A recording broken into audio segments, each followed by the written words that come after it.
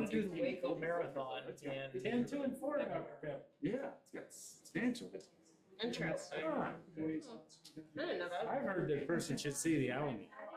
Well, Well, absolutely. yeah, of course. I've seen that. I have not. I have not been to the Alamo.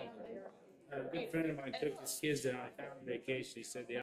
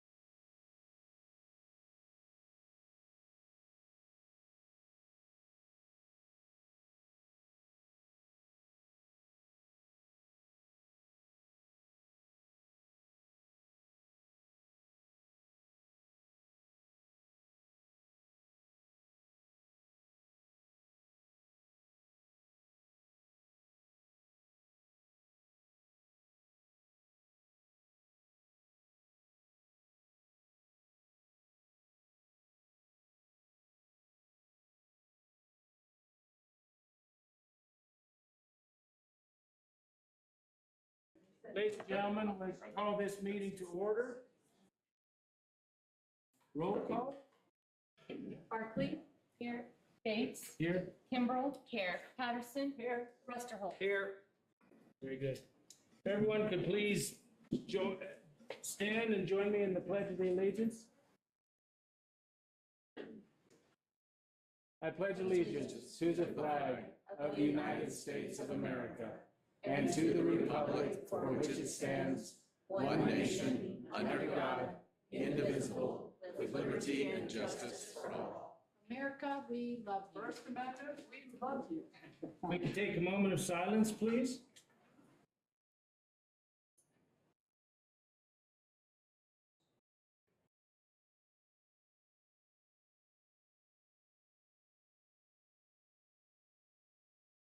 Thank you.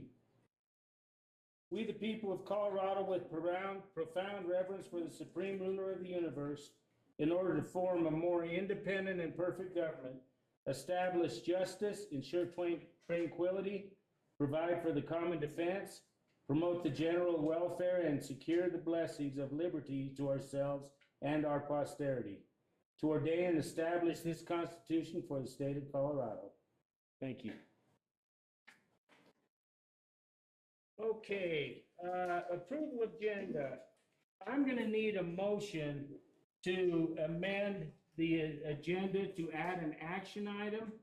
It's the ESEA General Assurance Approval. Do I have a motion to amend? Motion to amend. Do I have a second? Second. Roll call. Barkley. Aye. Bates. Aye. Kimbrell. Aye. Patterson. Aye. Rusterholt. Aye. Okay. Where will we be at? You're adding that to the Action, so it would be- Beginning of actions. That's actions, yes, Would it correct. be E? E. 8A0. Oh, okay, yeah. Yeah, I'd suggest adding it to the first of actions just because it's a trivial matter. Okay.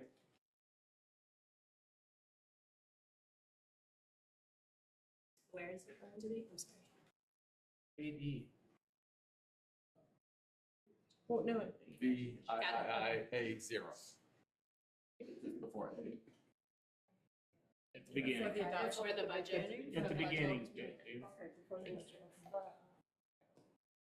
Okay, do I have a motion to approve the agenda? We need to do it again? No. As amended. As amended, I'm sorry.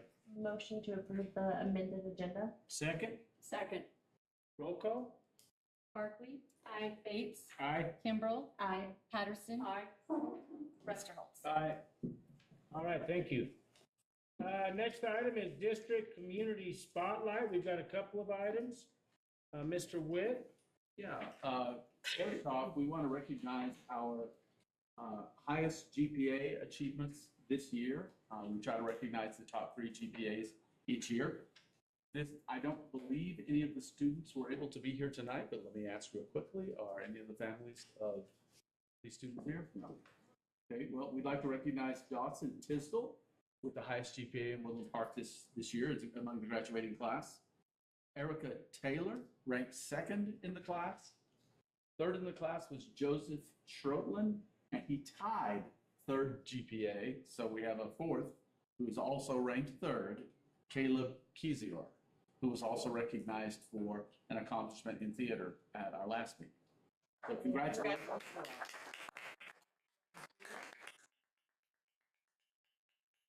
We're very proud of them. Thank you. Congratulations to Columbine Elementary School and Summit Elementary School for being recognized by Capturing Kids' Hearts as Rising Star Schools. 500 schools nationwide were nominated, and Columbine and Summit were 2 of 147 schools who received the recognition award. The award is granted as an indication that each school is in their first year of implementing Capturing Kids' Hearts strategies and structures with fidelity and making positive impacts with their school community. So congratulations to both schools and to Katie Rexford and Ginger Slocum. And here is the certificate. Thank you. Of course. Congratulations. Tonight, but you'll have a certificate as well.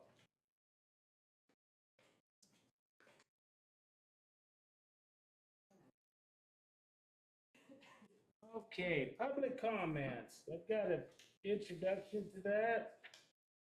Public comments. Please be aware that any personnel, or individual student matters are considered confidential under Colorado law, and it is out of respect of the law and our employees and students that we require those discussions take place privately in executive session. Individual comments are limited to 3 minutes or a total of 15 minutes total for a particular topic. The intent of public comment is to give the Board of Education the opportunity to hear your comments. However, the board will make no decisions or take no action on public comment during the meeting. Do we have a list? Yes, we do. We have 5 people that have signed up, so we'll just do this random. We have Matt Galowski.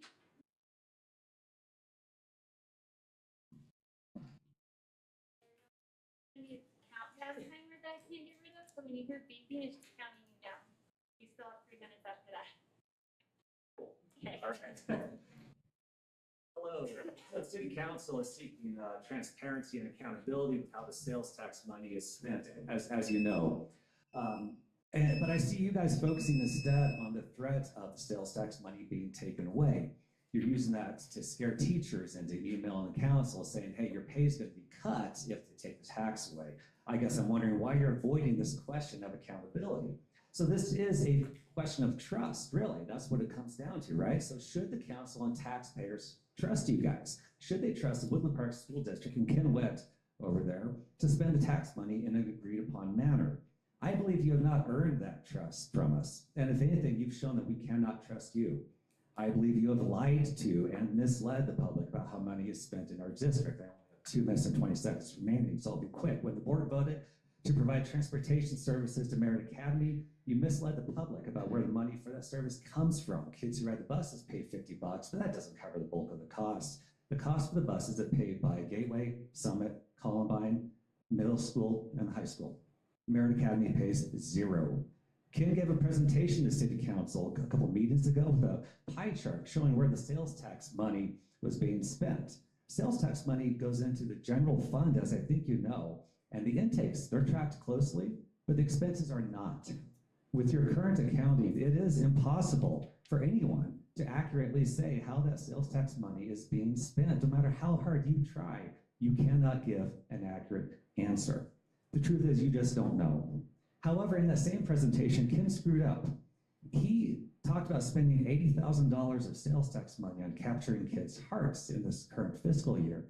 You look at the receipts, that's not true. The money came from federal grant money and then from the reserve budget, reserve balance from last year's budget. So again, he was not honest with the council.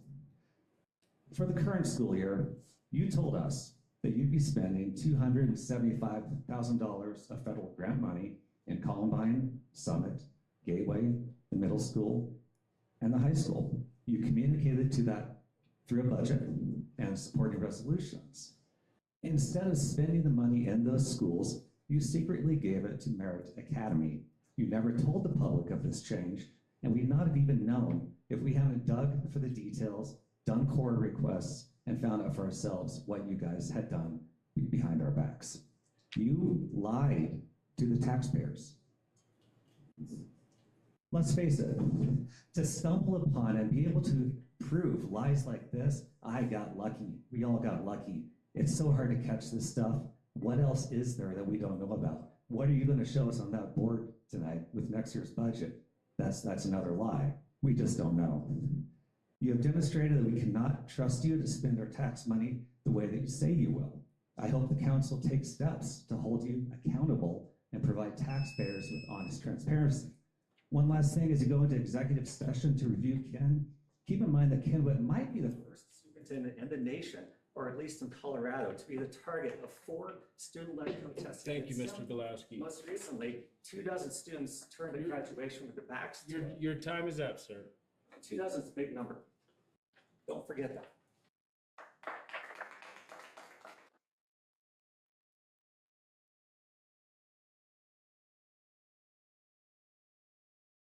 Next speaker is Gail Garrick.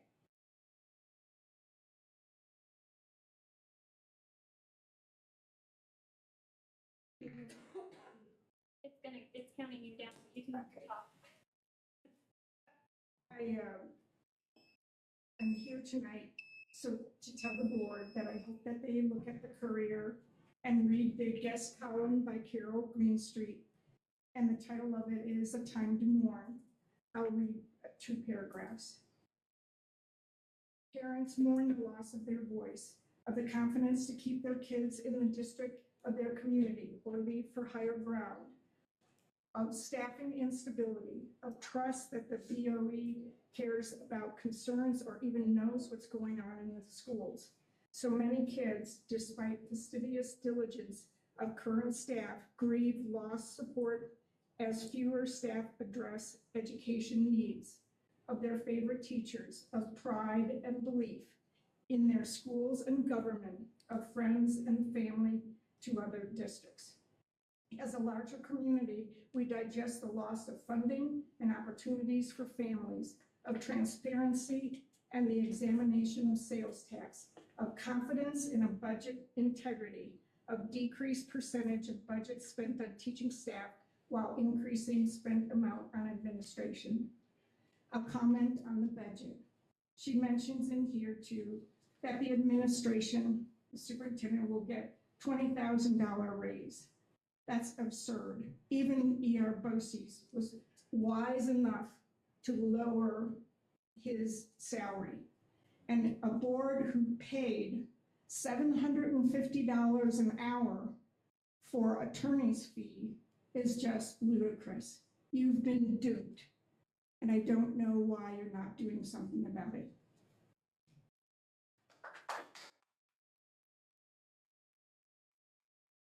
Next speaker is Lance McMahon.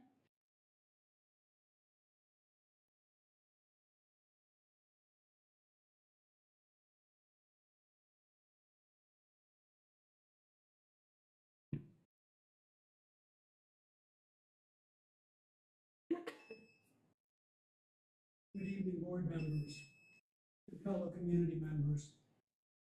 My name is Lance McMahon. I'm a CPA with a background in governmental auditing, and I'm a concerned advocate for public education within the district. 2 items that I wanted to comment on just briefly tonight: high legal fees and transparency, and community engagement.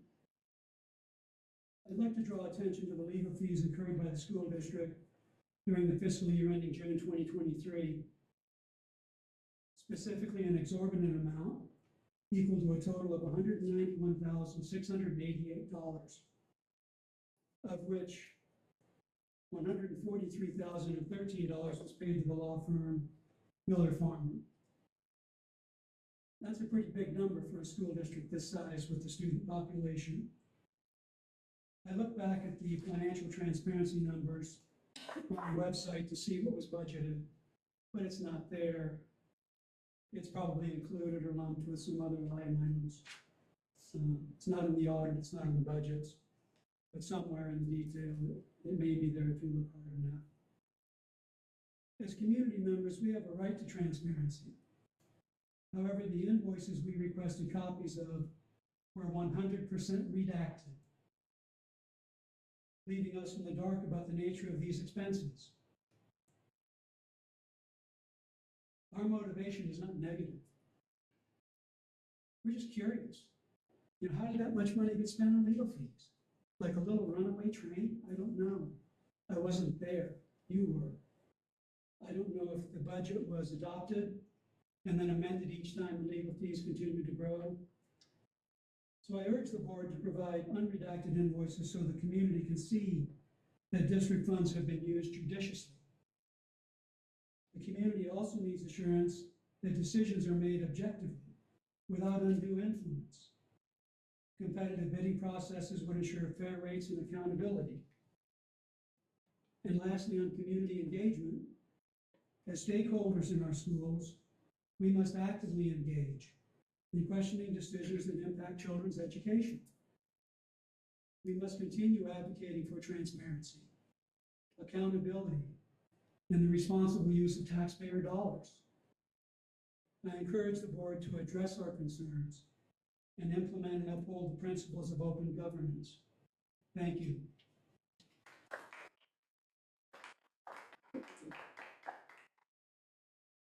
The next speaker is Karen Francis.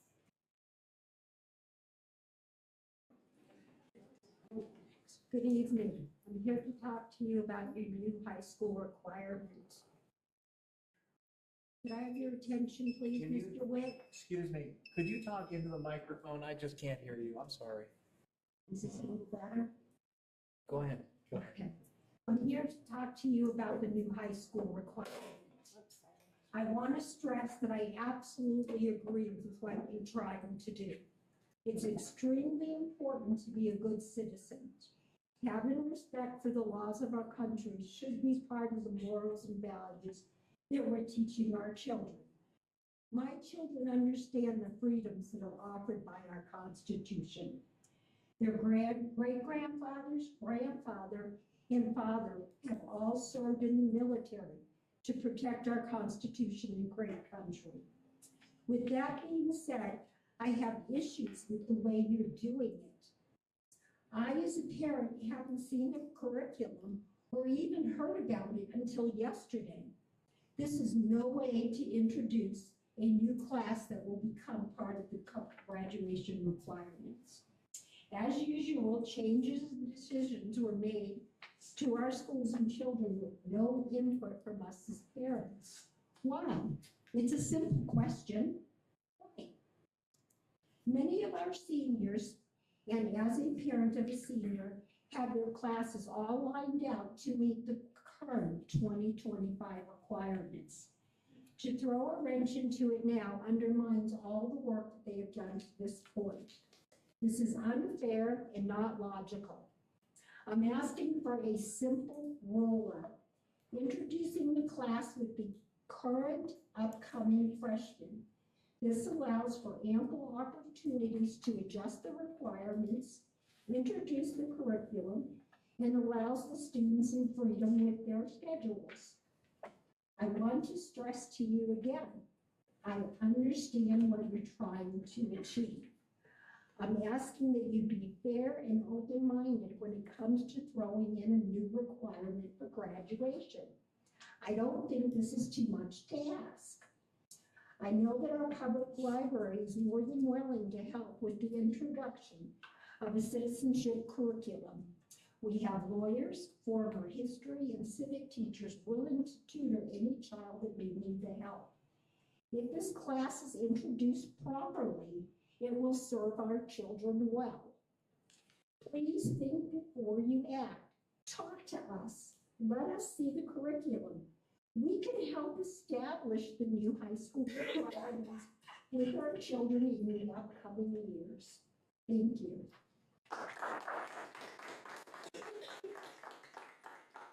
Next speaker is Andrew Heitzelman.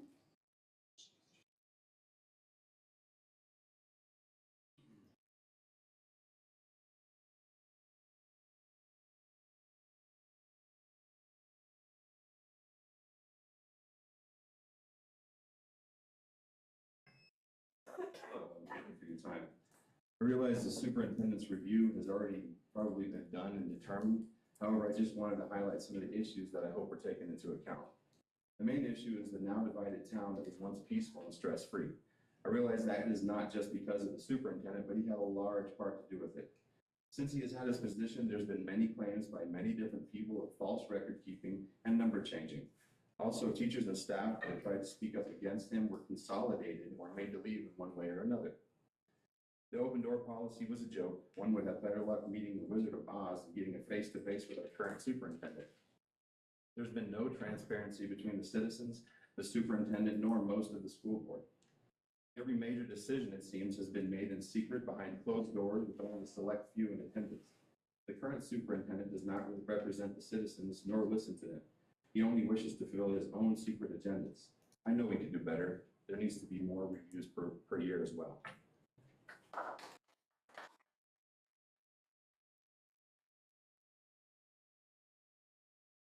Thank you. Thank you. Okay, moving on, the consent agenda. Could I have a motion for the approval of the consent agenda? So moved. Second? Second. Barkley. Aye. Bates. Kimbrell. Aye. Patterson. Aye. Rustable. Aye.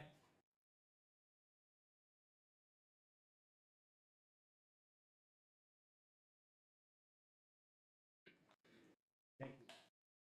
Okay, next item, discussion information, public hearing on the 24-25 budget.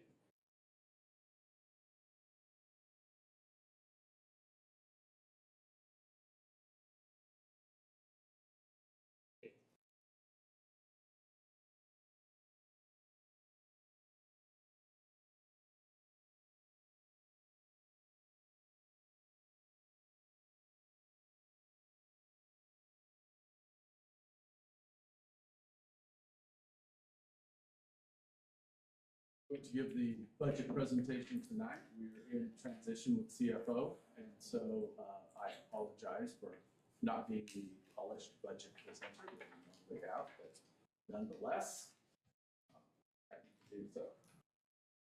Let's see, where's the PCHD 20? Say again? This is the laptop, I think we turned the remote on for you to see. Oh, yeah.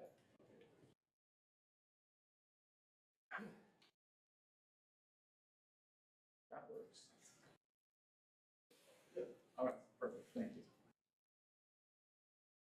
This proposed budget for approval tonight, it was presented in the last board meeting. There might have been a couple of minor changes, but there have been no major changes to it in the last month. Total program revenue, as we discussed earlier, we've broken it out by total funded pupils and split it out by district and go through the charter. The total program funding and broken out by property tax. Do that again. Broken out by property tax revenue, specific ownership tax, state share, and total program funding. Total program funding is about $22 million. And of course, about 25% of that goes to charter schools, about 75% of that goes to neighborhood schools. The general fund, total revenue, I'm going to read this because it's a little hard for me to read, so I'm sure it's a little hard for you to read as well. You have copies of it in your book in front of you as well. The total program funding is broken out by beginning fund balance, both showing total revenue by charters and by district. So you see both of those there and there. The total revenue with the flow through is about 1.35 million down. The total district revenue is 197,000 down this year. So our district expenditures have dropped by about $840,000, and our ending fund balance will be about 7.7 million this year. That reflects the $2 million fund capital expenditure authorization for this year for investment in security and facilities. And that pretty much totally accounts for the difference between the previous fund balance and the current fund balance, 9 million to 7 million. The total general fund breakout, so everyone can read it, we get about 2% of our revenue from federal. We get about 35% of our revenue from state. The local sales tax represents 11% of our revenue. And then all sales tax, all of our local revenue that does not include sales tax is about 52%. So moving from there to expenditures, that was the revenue side of things. On the expense side, our proposed budget is 9.2 million of instructional expense. That's down about 121,000 year over year, so some savings there from consolidation and school staffing changes. Special education, we expect to increase a little bit year over year. Co-curricular, small increase. Support services, decrease, and that's largely due to staffing reductions and school consolidations, not teacher reductions, but all the support staff you have in schools. Instruction staff, we have some savings there as well. General administration will go up slightly. That's statistically insignificant, but it's basically flat. It is up 20,000. School administration is down 300,000, and that's the significant savings from consolidating schools. Business services $35,000, small increase, not terribly high. Significant savings in operations and maintenance, and this goes to supporting additional facilities as well, and the savings that we realize from those consolidations. Student transportation, we actually have an increase in the fund budget from student transportation. All of the expenses are covered. Central support, sorry, we have about a $76,000 increase from 469 to 545. Other support, basically flat. Enterprise, basically flat. Building improvements, there's a slight reduction in building improvement costs because we're upgrading and working on maintenance of fewer buildings. And debt service is a fairly minor cost overall. Bottom line is, as I mentioned earlier, we have a reduction of $840,000 in total expense. Mr. Knight, can you explain why the transportation costs have gone up? Yes, although you've heard confused comments earlier, we can get into it a little bit more later, but all of the district transportation expense is paid for by the state. It's all covered. We actually don't have to come up with revenue for that. However, we do have fees associated with transportation, modest fees to families to make certain that they're actually going to use the transportation. And so that's the increase. You're anticipating an increase in the number of students utilizing the service, or? No, because all of the expenses covered by the state funds, the student payment is in fact positive for us. Okay, so then I guess I don't quite understand when you say that was the reason why it increased. What is the reason for increase?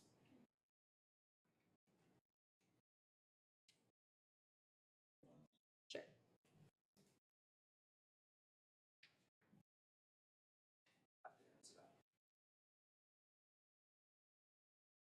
Was there a negotiation for, to renew the contract? Did the Yes. the contract our expenses transportation- change? Our transportation expenses increased by 4% roughly this year. Contractual increase that we go through each year. Sorry, I'm looking for a particular number. Let's see if I have it here. Would you like to? Yeah, get them some water. Sure, thank you.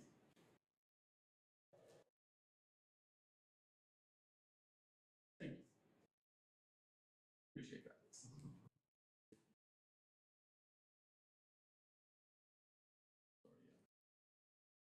The last slide. We'll come back to this, but just answer your question quickly. Okay. Contracted transportation services are roughly 290,000 estimated actually for last year. Okay. Just so you know. When we go back to transportation revenue, the state reimbursement is $263,000. Okay. The contracted transportation cost is $290,000, leaving $227,000. But the transportation fees cover that. So we are net positive on transportation costs. Hence, an increase to the fund balance slightly, not substantial. Oh. Thank you. Absolutely. This water, get the drink. And put it down here, thank you. Sorry, I had to dig all the way to the end of the presentation to find that. No.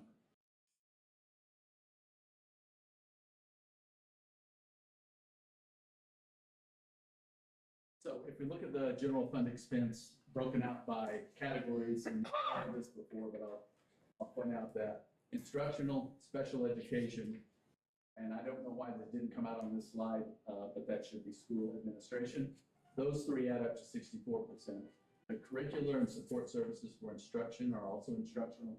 So if you add those 7% to it, we're a little over 70% on total instructional expense. The rest is debt service, facilities, central support, business services, admin, operations, and maintenance. And as you've seen, there's been a significant savings in operations and maintenance. General fund expense by category, we spend roughly 76% of all the funds we take in out to salaries and benefits. We then purchase services with about 11%, supplies that are consumed in schools and in administration about 7%, Equipment and property is about 2%, and all other non-categorical, about 5%. I do have a question. Yes. So salaries have, year-to-date change, have decreased. Do you have anywhere broken down between administrative salaries and general salaries, however you might categorize that? Because go ahead, I'm sorry. I can provide a breakout of salaries itself, of total compensation. You know, I don't think it just means salaries. But if you go back to this one, that's a fairly direct breakout of instructional, special education, school administration, that's in-school administration, and then co-curricular, the things that happen outside of normal school hours that require teachers, et cetera, and the support services that support those programs. That's a pretty good breakout, but it's not just compensation. So if you would like, I can produce a compensation only number. I do not have it. Okay, you don't have them.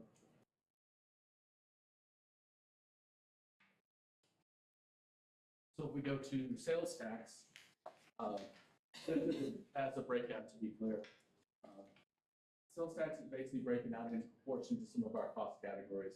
Educator salaries and benefits are about 70%. I mentioned earlier that's about what it adds up to, and our total costs as well. Lease payments are about growing, yes, 22%. I do want to point out that lease payments are actually taken out. Notice there's no charter, it's just district. They're taken off the top from the sales tax, and then what remains is divided by ratio by its headcount between neighborhood schools and charters. Facilities maintenance, safety and security, technology, and innovative programming are all small contributions or small consumers of the sales tax rates. Do you, I know in the last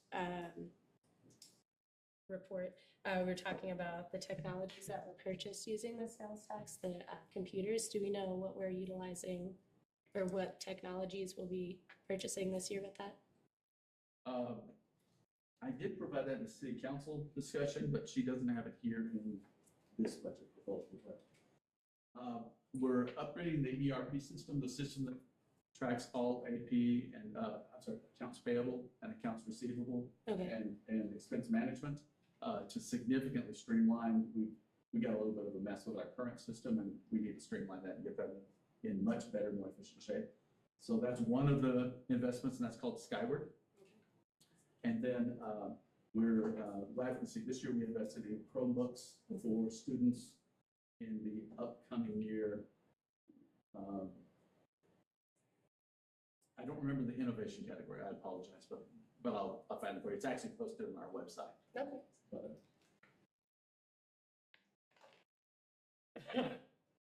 These are the funds, the state required fund categories for budget management for school districts. In risk management, to explain risk management, basically insurance claims, any fixes that we have to do as a result of realized risk that we don't rely on insurance for. We allocate those. We recover a good bit of that revenue from insurance claims, but we don't recover all of it. And then we have our expenditures, purchase services, the premiums we pay, the supplies we consume, security software that we use to deal with incidents. You'll notice that was historic, not current. No change, I'm sorry, no current change. We have a fixed budget for that and we'll be well within it. And then equipment, and we do occasionally make equipment investments for card badge readers and things like that that may be also associated with risk management, where security is a risk that we manage. So that's the risk management fund. It balances out as it should, because the real risk you realize you have to address, you recover all you can from claims, and then you take in whatever you've allocated to the risk management fund for each year. So as we include it. Before we move on from that one, so just looking at the insurance claims, I noticed that we've come back down closer to what our actual was for last year for this year's estimate. But that 156,000 that was budgeted when we revised the budget last year, we never really got clarification on why we felt we needed to increase that budget there, and it looks like we didn't wind up using it. Is there any more explanation as to what that was for? No, I believe the explanation that Amy Ryan, our previous CFO, gave you is the correct explanation, which is she used a prior number and then went back 3 or 4 years and realized our run rate had been substantially lower, so we budgeted lower.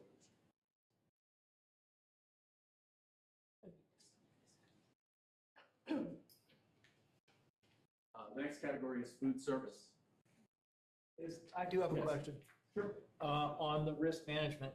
Is any part of this, like purchase services or any of the things down here, is any portion of this legal fees that could be broken out? Or I'm just trying to think, answer the question about legal fee costs. Is that line item anywhere or part of this? I do not know the answer to that. I'm not our CFO. However, I would expect that to be in purchase services if there are legal costs. And if you'd like me to get you the purchase services breakdown. Well, that's what I just wondered, because oftentimes it's put under, in different organizations, purchased services for legal fees, and I was curious if this also was part of that. I don't have the breakdown of purchase services, but I'll get it. Food service. Notice that our beginning fund balance was 310. Our proposed budget is 224, so we'll be well within previous fund balances. This is another one where we recapture all of the expense. All of our meals from Proposition FF, free food for all, means that all students' meals are now reimbursed by the state. But reimbursed matters. That means we have to have the money up front, which is why we have a fund balance. We then pay for those food services, and then we get reimbursed from the state for that.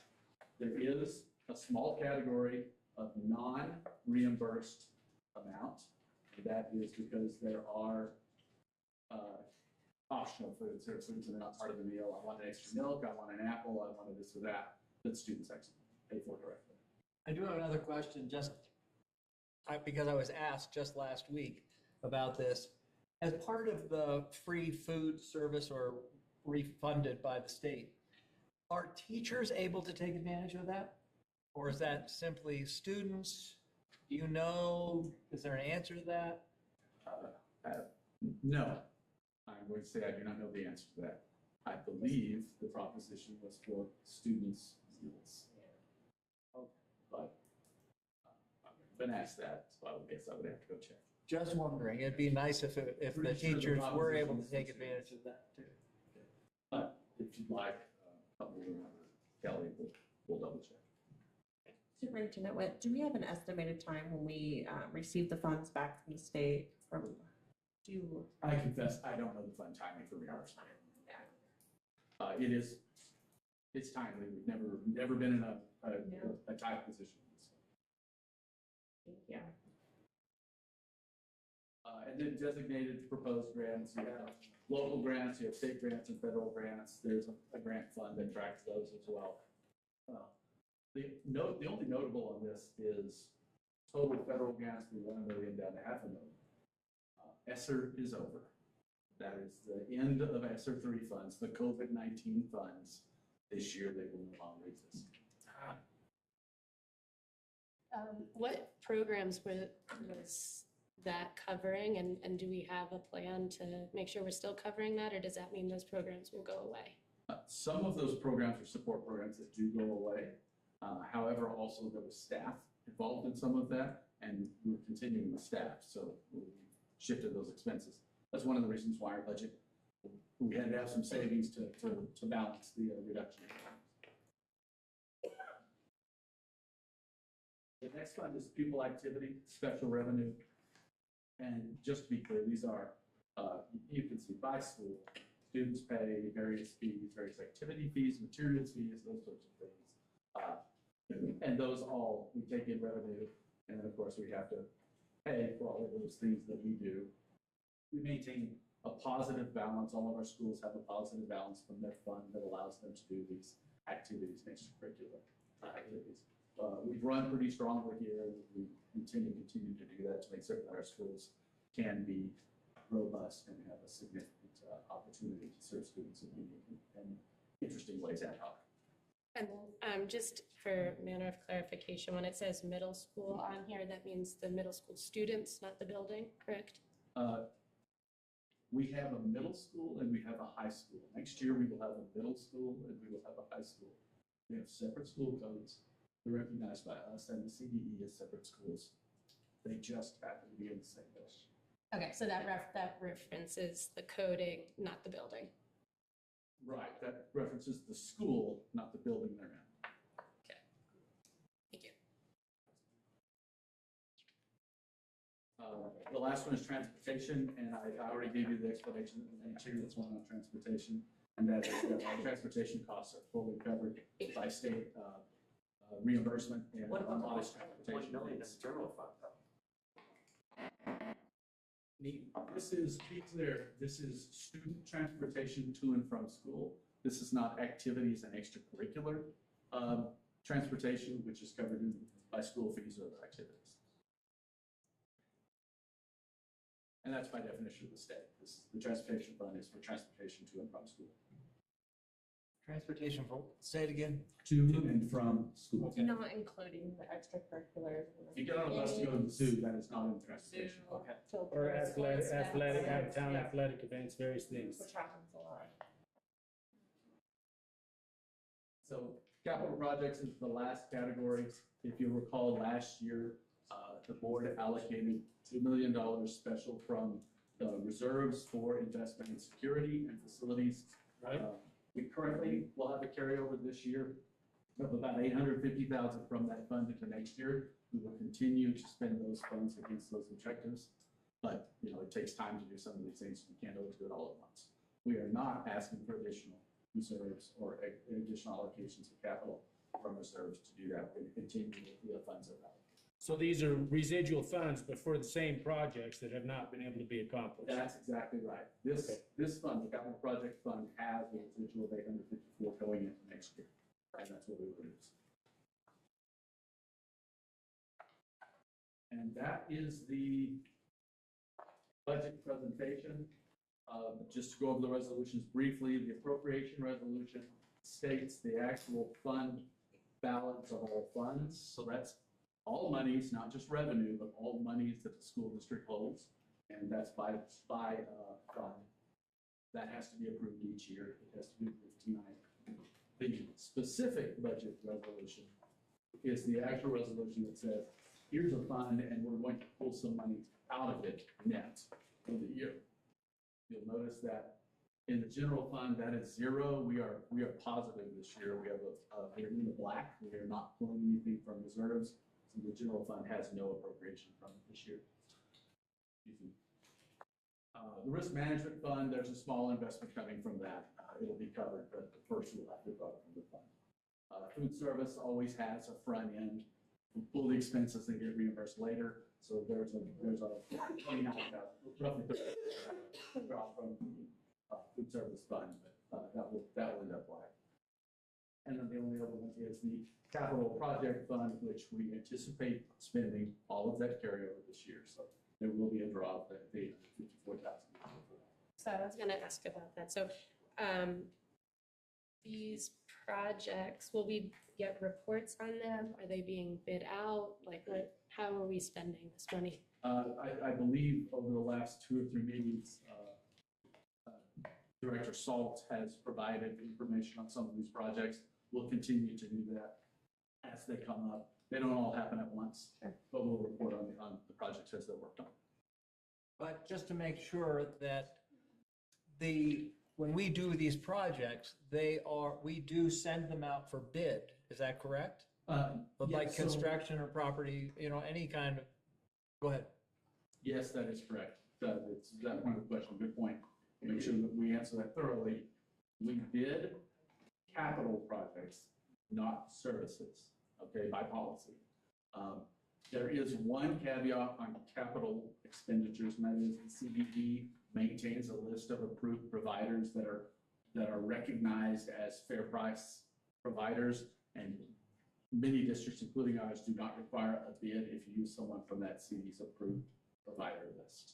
So once in a while that comes up. Do we typically, what has happened since you've been here, do we typically pull someone from that category, or do we still put it up for bid to do our improvement projects? Do you know? Quite honestly, I would Or have to Aaron vary. would, Last year, I don't believe we pulled any from that list. I believe we bid anything that was over the threshold. I don't remember what it is.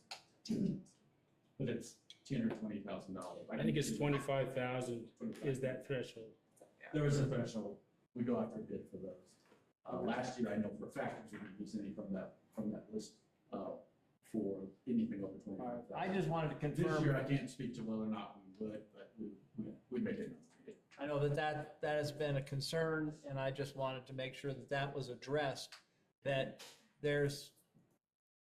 we do put things out for bid, and, We do for items that are over the threshold. okay. And to be clear, the district has not always had a history of doing that. We've had some favored nation relationships with providers, but we're implementing the discipline of bidding. Again, and with the exceptions on the CDE list, but other than that, we go. It's a threshold. And then would it be possible to get a list of the capital projects that we're planning on doing? I don't feel like I have heard a fair amount of what Absolutely. we're actually spending that on. Absolutely, we get a breakout of plans for that. And that's probably true, because a lot of these were, It's been, they were allocated prior to when the election we were on the board. So you're talking about the remaining capital projects? Right, so there's a And we're $854,000 that Right. we're voting on tonight to spend, but I don't know what we're planning on spending that on, and that feels irresponsible to vote on. the money was appropriated last year and the priorities were outlined. There was security and some facilities upgrades, but I can get you the list. Yeah, because we're This is voting not on new it money. again. This It's is some of the continuing same- for that money. There's nothing Some new of on this, correct? There's nothing new on this. Okay, well then it is approved. Security. Some of the security and projects were in, they're in executive session, they cannot be discussed here, because they were security risks, so, but he would be able to get that to you. But there are a number of items. We'll get you. Can I ask this? People were talking on top of each other, so I couldn't hear. I didn't understand what was. The capital improvements that we're voting on are already have been approved? Is that what I heard you say? You approved them last year. Okay. It's $2 million. There's $864,000 left. We're carrying it forward, but we'll still spend the rest of that $2 million on security and facilities objectives as agreed. Okay, and I believe it was asked, what specifically is that? What remains, that's right, and we'll get a list. Okay, so we're going to have a list, but we're going to vote on it tonight. Yeah, the money's already been allocated. If you could vote no on the appropriation and say, no, hold the $864,000 in an account. But you originally approved that money to be spent on security and facilities, and we'd like to continue to do that. There have been no changes in those capital expenditures, so it's just carryover. And he is going to get us the superintendent is going to get us a list of those, but we can vote on it because they've already been approved and there are no changes to what was approved. Do you understand Do that? you remember some of the things that there were that we were going to have? Gosh, I know that it's quite a the list. boiler, there were some big Boiler heating units up at replacement, Summit. HVAC. Air handling controls, units. Badging units, some security investments that we have not been highly specific on in, among our school facilities. PPE. Too much to Was say. one of them that portion of the high PPE. school that is out, does not have air conditioning in the back area back there or something? Is that? Yes. Anyway, that's why they had the doors propped open. But anyway, It's evidently not. our main- But those are the types of items. Okay. I'll get you more of those. Thank you, Mr. Witt. I do have another question. Go ahead. I actually have a couple questions about the budget and how the budget will look going forward. We did spend a lot of money on legal fees this past year, and I don't know how that compares to other school districts our size. You're much more familiar with schools. Can you address that in any way? Or, I know that we've had a number of lawsuits, we've had a lot of quarter requests. I'm curious why the budget doesn't reflect legal fees other than purchase services. And At this level of detail, rarely are legal fees called out in an annual budget. I'm not sure that I've seen that in very many school district budgets, and Okay. I've seen a lot of these presentations. However, the detail is available. The question is, why do we have legal fees, or how do they compare to others?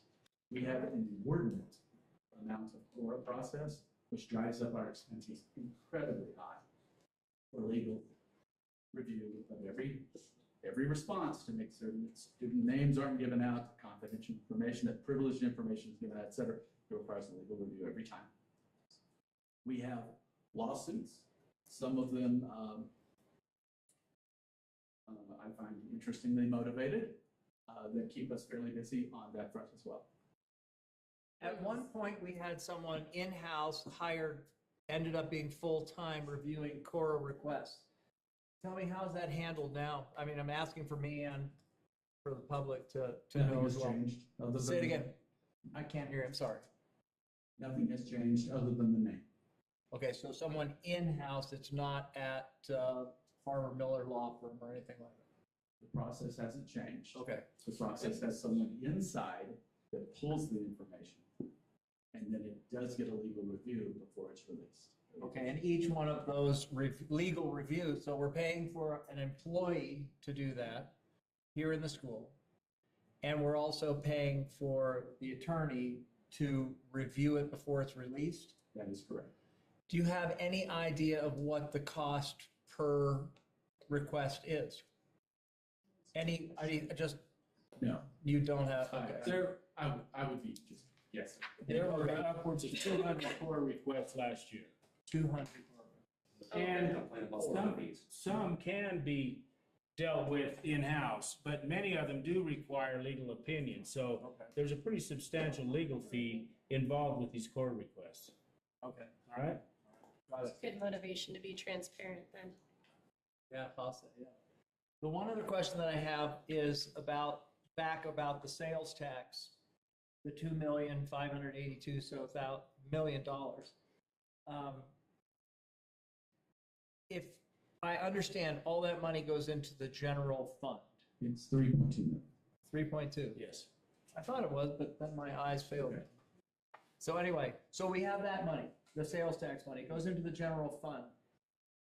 Is that broken out somewhere that we can say, here is the list of where we've spent that money, so that the taxpayers know, and then the city council who oversees that knows where all those dollars are spent for that specific amount of sales tax? We do not do separate accounting in the general fund for every revenue source that comes into the general. Right, I know it all goes into the general fund, but do we have a list that we No. can set? We don't. Would that be difficult to have that kind of a list that we say, It would be expensive, but it could be done. I don't know, I think that as big of a conversation it is with the community today, has it ever been that way in the past since we had it, since we had the sales tax? No, in fact, the presentation that we gave this year is the same presentation format and content that was given in years past. Okay. Would it be reasonable to have a list of those dollars? I know they're not specific, those dollars, but that total amount of money spent on education, that amount was spent in these approved categories. I'm looking for that pie chart. It does break it down. Let's see here. I know that you did in general for the state council, and you and Mr. Bates were there. And I was just listening to what the questions were, and, some of them weren't really to do with the budget, but that was the general question that I hear from people who are concerned about it. Where does this, do we have a list of where those dollars go out of the general fund for that amount?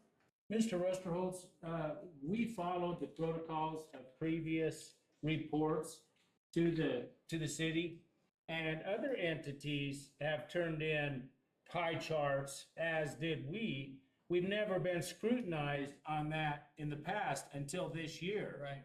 But we didn't change anything in our reporting process to the city. There was just additional scrutiny this year. And it was mentioned at the last city council meeting that other entities that have got to provide breakdowns turn in the same thing we did, and I don't think they were overly scrutinized. Are there any more budget questions? So on like the front page, we have the funded pupil count. So in years past, and even just the last time we approved a budget, we had the 5-year average, and then there was a separate category, the FPC, which, you know, what they count as a full-time student, right? The equivalent, full-time student equivalent. I don't see that broken down this time. I don't know that this is different than previous years, but I won't comment on it because I don't have that in front of me. Okay. No, this gives the 5-year average that the CDE uses for funding. That is the funded pupil count. That is the count used. It just in years past, there was a separate line where we had the 5-year average and then the actual count.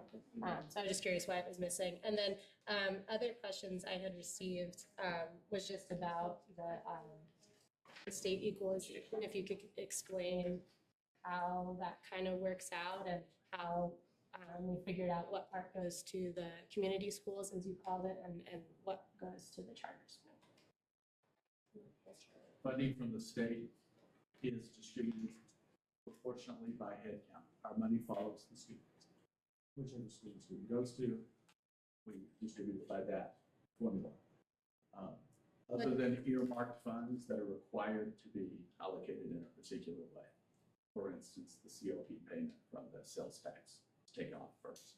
Right. So with the state equalization, though, it just looks like we have it budgeted that the charter school is getting more than half of the state equalization funds that are coming in. So I was just curious what the formula was for that one.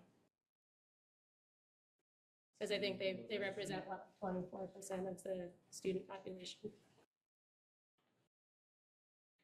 So give me a line. So it's on, not in the presentation that you provided, but in like the full, that's why. Budget. So on the general fund, it was page 2 on there. It had it broken down a little bit more. So that we were passing through the state charter school allocation was getting more than that. I was just curious about that. I have no comment, but if you'd like a breakout of it, how that was allocated, I can provide it. It is, all of the funds are allocated by head count unless they're earmarked. Now, if that particular category had some requirements or constraints around it, I'll try that out. Okay, yeah, that would be good to know that. Thank you, Mr. Witt.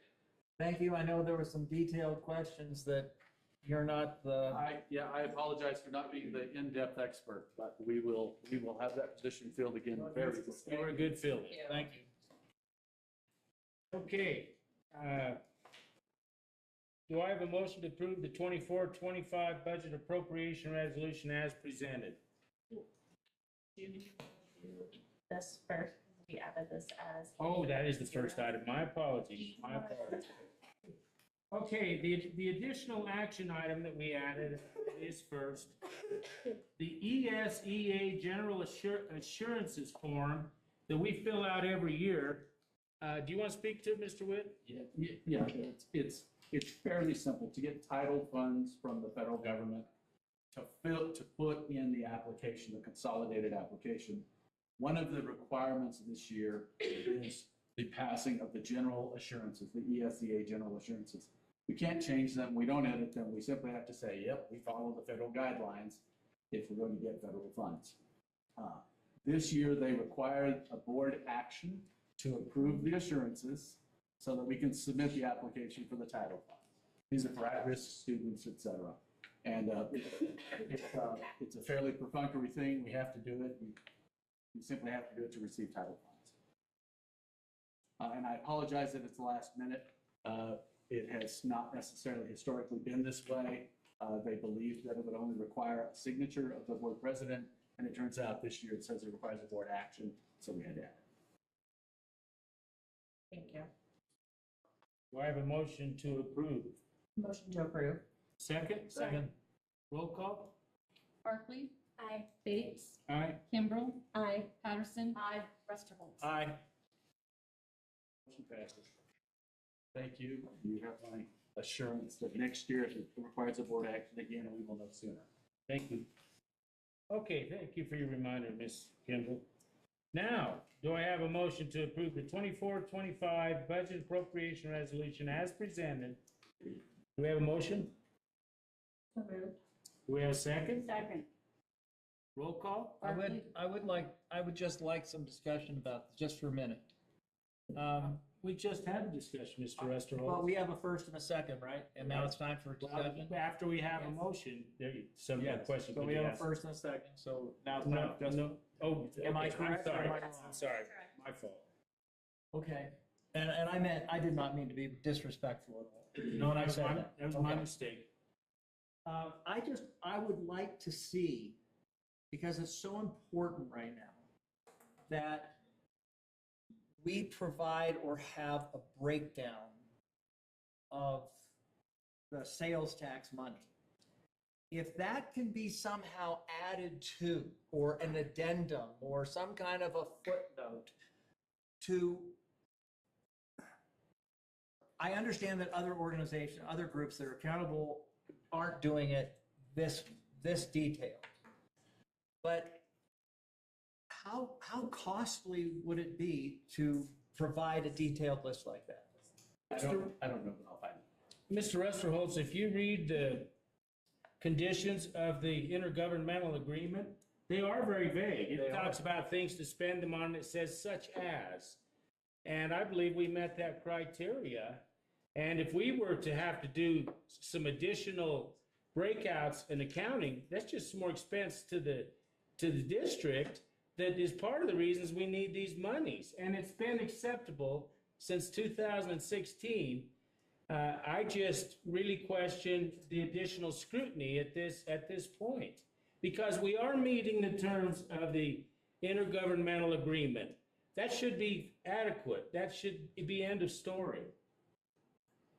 Yes, I do understand, and it is pretty open-ended. Well, It has things that are detailed, but. We are a separate entity than the city council, and we are meeting the conditions of the IGA, and they need to meet those as well. And they are asking for things that are not in that IGA. I understand that. Okay. My question is though, can we just go a little bit extra I don't know, can we do just a little bit more to show further transparency? Because there's obviously council members. Say it again? Extend the olive branch. That's a good way to say it. But how can we just a token of good faith, or because there's a number of council members that are very angry about it. What can we do to come alongside and say, let's do it a little bit more, or what will satisfy? It's all that I'm saying. I understand your olive branch comment. Back at the very beginning of this, and it was shortly after I took over as president, it was the city council's responsibility to rekindle this, and it wasn't done. So we've been the underdog in this process all along. And when we went, Order. There is people talking back here all evening. folks, this is a board meeting. Your time to speak is done. Thank you. So we have gone the extra steps here. And as I said in the city council meeting a few weeks ago here, there are alternative motives for the way this is being handled at this point. And I personally feel that we just agreed to this IGA on March 26th, I believe, and it was signed by both parties. We did agree. Why are we changing the rules in the middle of the game? My question. That's a good question. Thank you. Anything else? Roll call? No, I'd like to add, we have the presentation here. 70% goes to educator salaries and benefits. That's pretty clear. 22% goes to the COP lease payments. That's pretty clear. That's transparency. 2.5% go to facilities and maintenance. 2% goes to safety and security. 2.2% go to technology, and 22% go to innovative programming and other. That's very specific. And it is So- broken down. Their one question as part of that IGA was that we break out the portion that the charter school gets, and we did do that in that report. It is broken down. All right, thank you. Thank you. Okay, roll call. Barkley? Bates? Yes. Kimbrell? Yes. Patterson? Yes. Rusterholz? Yes. Motion carries. Okay. Item B, specific budget resolution number 1, finance. Have I got a motion to approve the specific budget resolution number 1 as presented? So move. Do I have a second? Second. Roll call? Barkley? No. Bates? Yes. Kimbrell? Yes. Patterson? Yes. Rusterholz? Yes. Motion carries. Okay, the next item is regular Board of Education meeting schedule for 24-25. Has everyone had a chance to take a look at that? It's pretty simple. I have to dig here to find it. Let me see. Blue tab. It is pretty traditional. We will not be having a meeting in July. That is historic. And so our first regular board meeting will be August 14th, and then carry on through this time next year, which would be June 11th. I just have one question on it. Yes. Did we, I know when we had our work session, we discussed making sure our board meetings don't fall the week after a long break or anything to make sure that all the materials get out appropriately. Did we double check this with the calendar to make sure that wasn't the case this year? I don't know if that was done. I was not aware of that, so the answer to your And question is. State that again, Ms. Gordon? When we had our board retreat, and Right. we had run into a couple of issues where some of the board packets were a little delayed getting out because the meeting happened to fall right after a break. And so we had discussed that going forward, we'd make sure that our meetings didn't kind of follow that cadence. We would just shift a meeting if we needed to make sure that didn't happen. I mean, I know of the one situation that we had a discussion about, which was around, was it spring break? Mhm. Christmas break and spring break. Yeah. Okay. That may be a problem. If I may. Yes. Yeah. If you pass the schedule tonight, we'll take an agenda item for the August meeting Okay. to bring any collisions. Clarify that. Okay, that works. I was just curious if we had looked at that yet. So if there's in clarification, if there are any conflicts, we'll make it an agenda item in the August meeting. There are conflicts. Okay. Yeah. Thank you. Okay, do I have a motion? Well, if there are conflicts, do we want, no Well, discussion? we'll approve it tonight, but if there have to be any changes, we'll make it an agenda item at the August meeting. Can we wait to do it, or does it have to go out now? I would suggest, because you have the public wanting to know when the next meeting is, that you go ahead and approve it and then modify it if we need to. Because the new schedule starts in August. We know that there won't be a conflict in August. Do I have a motion to approve the calendar? So move. Do we have a second? Second. Roll call? May I ask a question quickly now that we have it? What is the first conflict that you saw? January. January. Okay, so we do have time to adjust It's it. the winter break, wasn't it? I wondered if that would be it. And spring break will not be an issue next year because it's always the second Wednesday of the month, and it was just the timing of the calendar. So there is the one. And we'll have plenty of time to address it? Yes. Thank you, Keith. Okay, good question.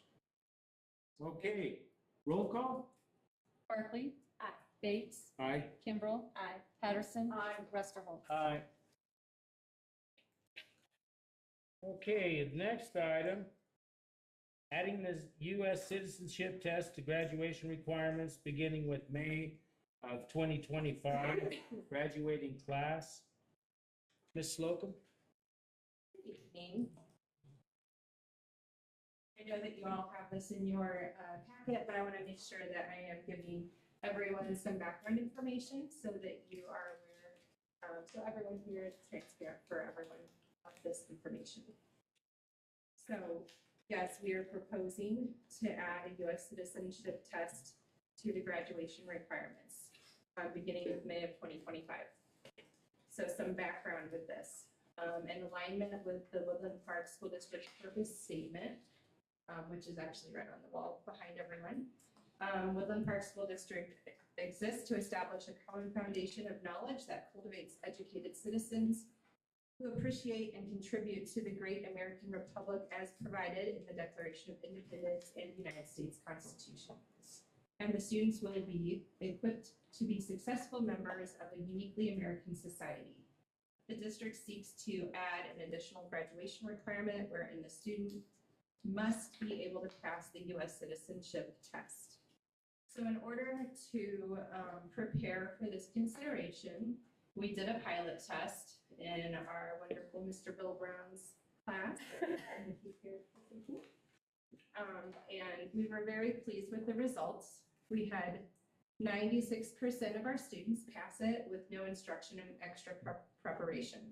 So that's 22 out of 23 students passed that, which is wonderful. We would not be adding an extra class. We would just be adding a unit to classes that are already established. And students would be taking this test during their junior and senior years, which gives them ample time to prepare and pass this test. And just to be quite honest with you, this is a pretty common graduation requirement across the country. Several states require this as an entire state. Even myself growing up in Illinois, I had to pass a pretty large constitution test, 40 to 50 questions, I believe, to move from 8th grade to 9th grade, and also my junior year of high school.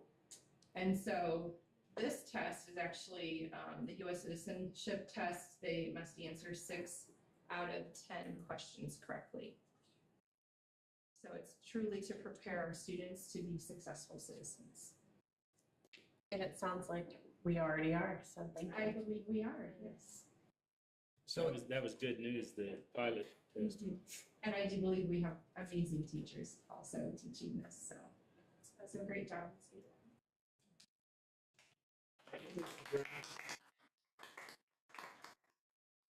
So you're adding this to existing classes, like a unit within a class? Correct. Do you think this is going to be a burden on the teachers or on the students in any way? Could you address that? Probably not, because I believe a lot of this information is already covered in classes. We're just ensuring that our students take that extra step to pass this test. And again, 6 out of 10 questions.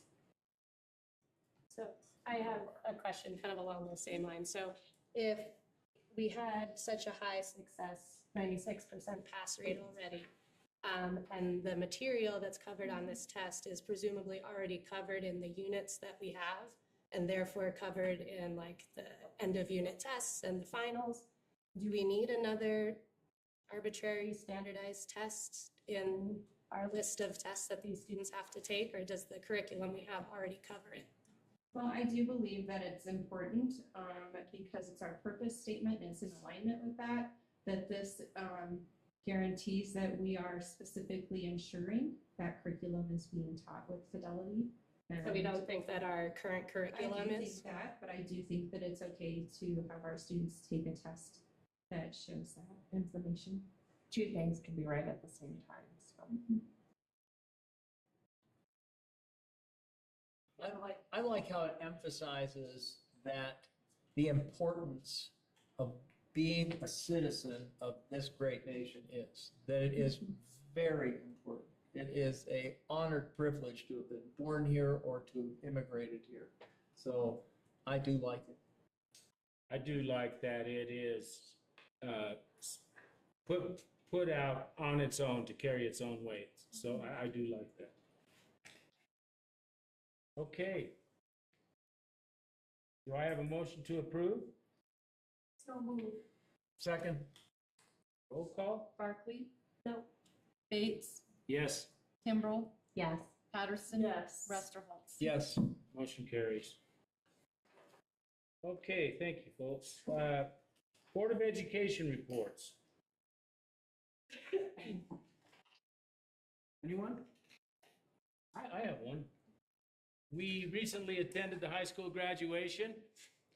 If you had an umbrella, you probably flew off like Mary Poppins. But it went very well. And some of the staff did some speeches. Some students did some wonderful speeches. Mr. Brown back here and another educator did one, and it was just very, I think it was very warm for the graduating students. And it was a good presentation, well done. And we congratulated all of those seniors, and I think they had a fun day out there. And the wind was a challenge, but it didn't ruin the moment, so it was good.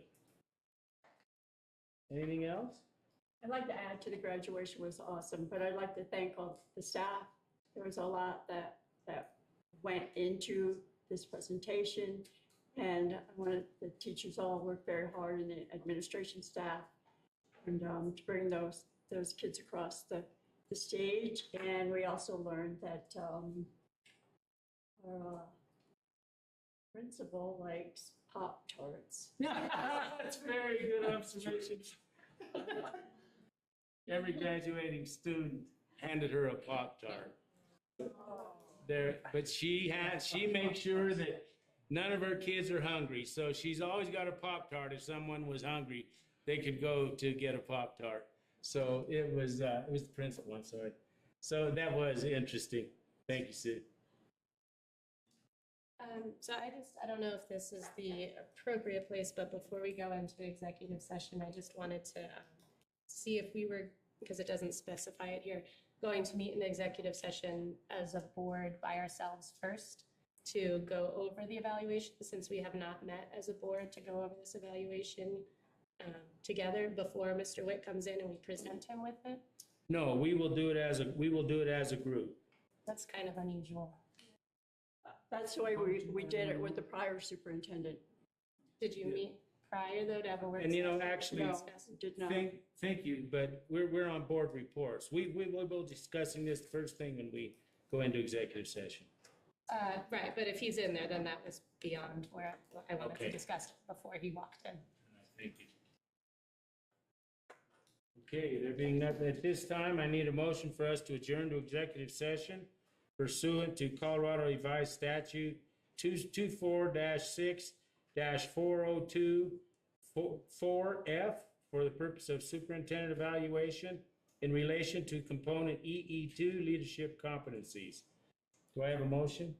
So moved. Do I have a second? Second. Roll call? Barkley? Aye. Bates? Aye. Kimbrell? Aye. Patterson? Aye. Rusterholz? Aye. This time we will excuse ourselves for an executive session.